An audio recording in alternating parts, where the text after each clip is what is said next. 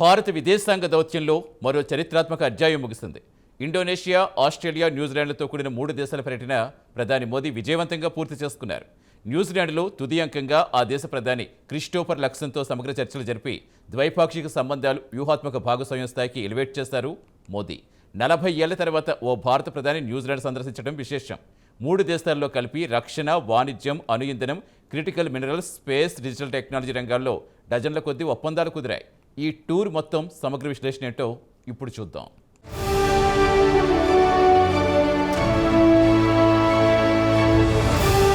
New Zealand రాజధాని వెల్లింగ్టన్లో ప్రధాని లక్సన్తో జరిపిన చర్చల అనంతరం భారత్ న్యూజిలాండ్ సంబంధాలను స్ట్రాటజిక్ పార్ట్నర్షిప్ స్థాయికి పెంచుతూ 2 దేశాలు కీలక ప్రకటన చేశాయి. రక్షణ, పర్యాటకం, క్రీడలు, విపత్తు నిర్వహణ, పాడి, పశుసంవర్ధక రంగాల్లో పలు ఒప్పందాలు, అవగాహన ఒప్పందాలపై సంతకాలు జరిగాయి. పర్యటనలో ప్రత్యేకమైన ఆకర్షణగా నిలిచింది ఆక్లాండ్లో స్కార్ప్ అరీనాలో జరిగిన ప్రవాస భారతీయుల సభ. 10,000 మందికి పైగా హాజరైన ఈ కార్యక్రమంలో ప్రధాని ప్రసంగించారు. అక్కడ ప్రవాస భారతీయుల నుంచి మోదీకి బ్రహ్మాండమైన రెస్పాన్స్ లభించింది. An honor to host you here today. It's a truly historic event, as you and I have talked about last night, marking the first visit by an Indian Prime Minister to New Zealand in 40 years. This visit is also a significant milestone in the New Zealand-India relationship. When I visited India last year, you welcomed me and my delegation with great warmth and tremendous generosity. And I'm therefore delighted to welcome you here. Thank you for the relationship and thank you for what you've put into it personally. I think we've made tremendous progress in a very short period of time on the trade agenda. But today's focus is about more than just the FTA.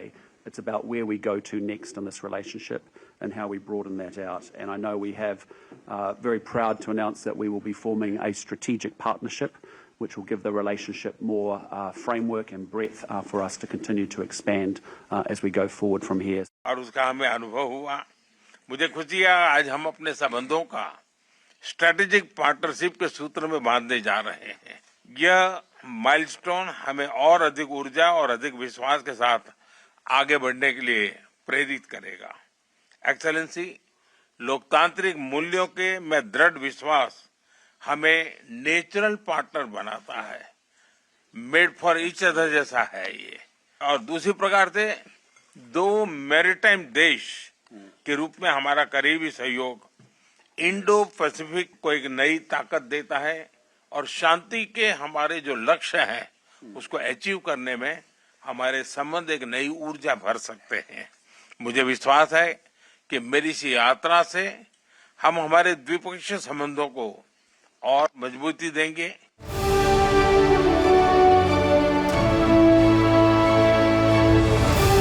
Spark Arena సభలో మాట్లాడిన Modi Bharat, New Zealand భవిష్యత్తు పరస్పరం ముడిపడి ఉందని, ద్వైపాక్షిక వాణిజ్య ఒప్పందం భారత్ను అభివృద్ధి చెందిన దేశంగా మార్చే ప్రక్రియను వేగవంతం చేస్తుందన్నారు.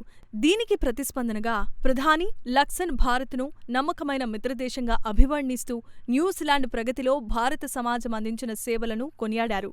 40 ఏళ్ల విరామం తర్వాత జరిగిన ఈ పర్యటనను ప్రస్తావిస్తూ తదుపరి పర్యటనకు అంత సమయం పట్టదని మోదీ వ్యాఖ్యానించటం విశేషం. పర్యటన ముగింపులో ప్రధాని లక్సన్ స్వయంగా ఎయిర్పోర్ట్లో మోదీని సాగనంపటం మరొక విశేషంగా నిలిచింది.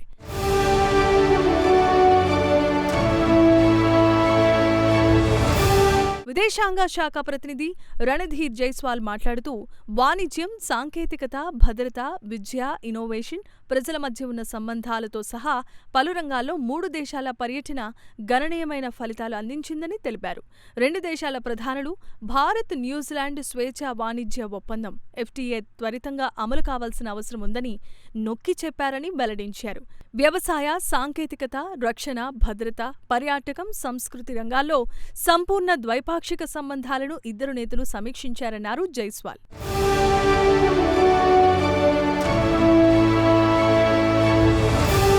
జూలై 6 నుంచి 8 వరకు జకార్తాలో సాగిన మోదీ ఇండోనేషియా పర్యటనలో ఏకంగా 20 ఒప్పందాలు కుదిరాయి. వాటిలో 14 అవగాహన ఒప్పందాలతో పాటు 6 కీలక ప్రకటనలున్నాయి. అధ్యక్షుడు ప్రభోవో సుబియాంటాతో ఇస్తానా మేధికా ప్యాలెస్లో జరిగిన చర్చల అనంతరం భారత్ ఇండోనేషియా సమగ్ర వ్యూహాత్మక భాగస్వామ్యాన్ని మరింత బలోపేతం చేసేలా ఒప్పందాలు కుదిరాయి.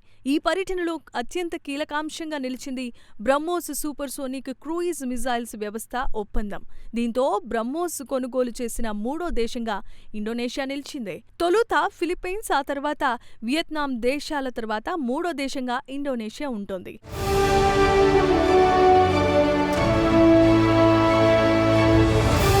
రక్షణ రంగంలో బ్రహ్మోస్తో పాటు ఆస్ట్రా ఎయిర్-టు-ఎయిర్ మిజైల్స్ సహకార ఒప్పందం కూడా కుదిరింది. దీని విలువ సుమారు $630 మిలియన్ ఉంటుందని అంచనా.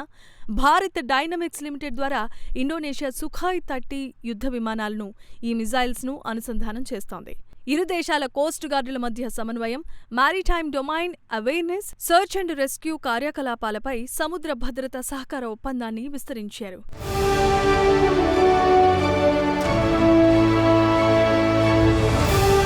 ఇక ఆర్థిక రంగంలో steel authority of India SAIL, PT Krakatau steel మధ్య జాయింట్ వెంచర్ ఏర్పాటుకు ఒప్పందం కుదిరింది. ఇండోనేషియాలో స్టెయిన్లెస్ స్టీల్ స్లాబ్ తయారీ యూనిట్ నెలకొల్పాలని అన్నారు. Critical minerals, rare earth magnets తయారీలో పెట్టుబడులకు సంబంధించిన ఒప్పందాలు కూడా జరిగాయి. డిజిటల్ రంగంలో భారత్కు చెందిన open network for digital commerce ONDC, Indonesia open network అయాన్ మధ్య భాగస్వామ్యం కుదిరింది. బెంగళూరు ఐఐఎం శాఖను ప్రత్యేక సెజ్ కింద నెలకొల్పనున్నారు. వ్యవసాయ రంగంలో భారత్ 100 టన్నుల నాణ్యమైన DWR 162వ గోధుమ విత్తనాలను ఇండోనేషియాకు సరఫరా చేస్తుంది.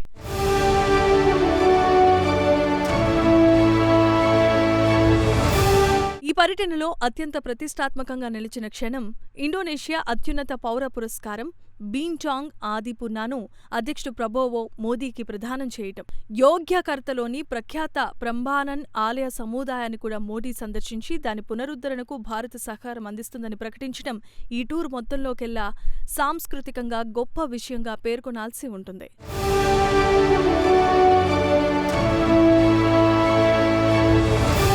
ఇండోనేషియా ఆ తర్వాత మెల్బోర్న్లో 3వ వార్షిక ఆస్ట్రేలియా భారత్ లీడర్స్ సమ్మిట్లో ప్రధాని ఆంథోనీ ఆల్బానీస్తో మోదీ చర్చలు జరిపారు. ఈ పర్యటనలో అతిపెద్ద ఫలితంగా నిలిచింది యురేనియం ఎగుమతి ఒప్పందం. శాంతియుత అణుఇంధన అవసరాల కోసం ఆస్ట్రేలియా నుంచి భారత్కు దీర్ఘకాలిక యురేనియం సరఫరాకు మార్గం సుగమమైంది. ప్రపంచ యురేనియం నిల్వల్లో దాదాపు 28% ఆస్ట్రేలియా వద్దే ఉండటం గమనార్హం. 2047 నాటికి 100 గిగావాట్ల అణుఇంధన సామర్థ్యాన్ని సాధించాలనే భారత్ లక్ష్యానికి ఈ ఒప్పందం ఊతమిస్తోంది.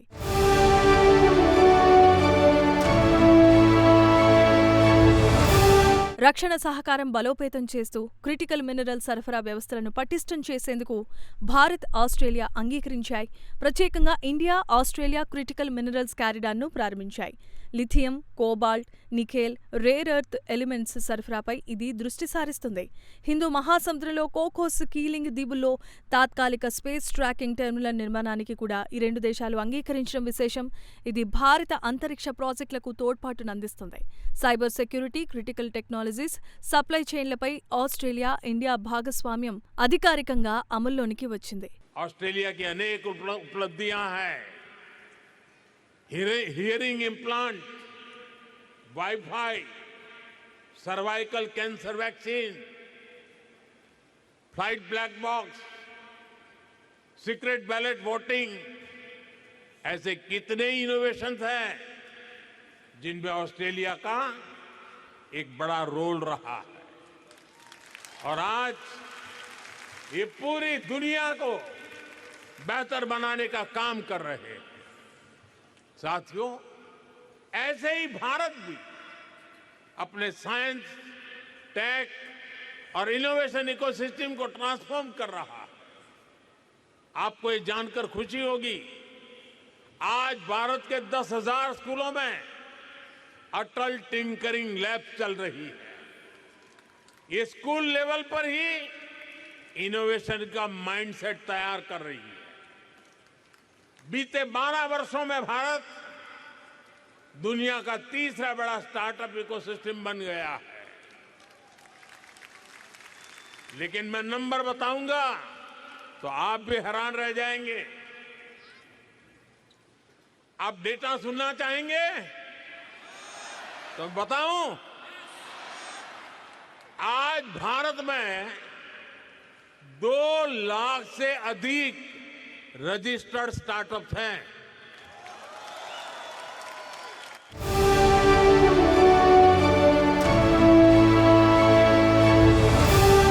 యురేనియం ఒప్పందంపై స్పందిస్తూ భారత్ స్వచ్ఛ ఇంధన లక్ష్యాలకు ఇది కొత్త ఊపునిస్తోందని మోదీ అభిప్రాయపడ్డారు. దీన్ని సమర్థిస్తూ భారత్లో అణు ఇంధన సామర్థ్యాన్ని పెంచేందుకు ఈ ఏర్పాటు దోహదం చేస్తుందని ప్రధాని ఆల్బనీస్ తెలిపారు. మధ్యప్రాచ్యం, ఉక్రెయిన్తో సహా ప్రాంతీయ భద్రతా అంశాలపై కూడా ఇరువురు నేతలు అభిప్రాయాలను పంచుకున్నారు.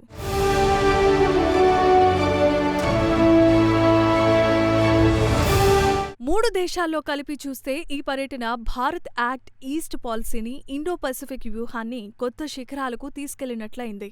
బ్రహ్మోస్ ద్వారా ఇండోనేషియాతో రక్షణ ఎగుమతులు, యురేనియం ద్వారా ఆస్ట్రేలియాతో ఇంధన భద్రత, న్యూజిలాండ్తో వాణిజ్య భాగస్వామ్యం, ఈ 3 స్తంభాలు భారత విదేశాంగ దౌత్యంలో వేరువేరు కోణాలను బలపరిచాయని ఇట్టే అర్థమవుతోంది.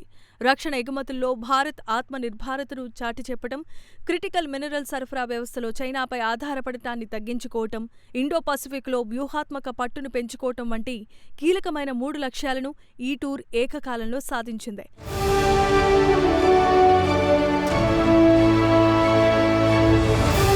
గణాంకాల పరంగా చూస్తే ఇండోనేషియాలో 20 ఒప్పందాలు, ఆస్ట్రేలియాలో యురేనియంతో సహా బహుళరంగ ఒప్పందాలు, న్యూజిలాండ్లో స్ట్రాటజిక్ పార్ట్నర్షిప్తో సహా పలు ఎంఓయూలు కుదిరాయి.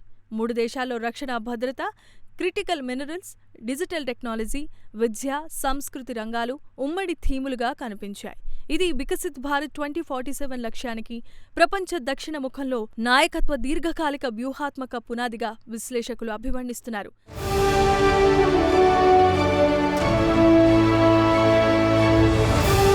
అయితే ఈ పర్యటనలో సవాళ్లను కూడా లేకపోలేదు.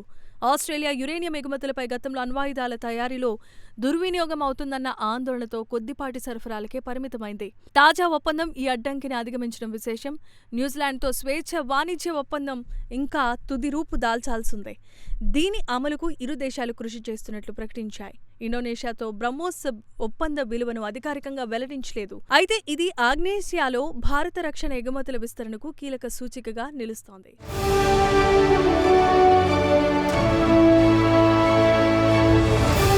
మొత్తంగా చూస్తే 6 రోజుల వ్యవధిలో 3 ఖండాంతర దేశాలను చుట్టూ వచ్చిన ఈ పర్యటన భారత విదేశాంగ దౌత్యంలో అత్యంత ఫలప్రదమైన పర్యటనలో ఒకటిగా నిలిచింది.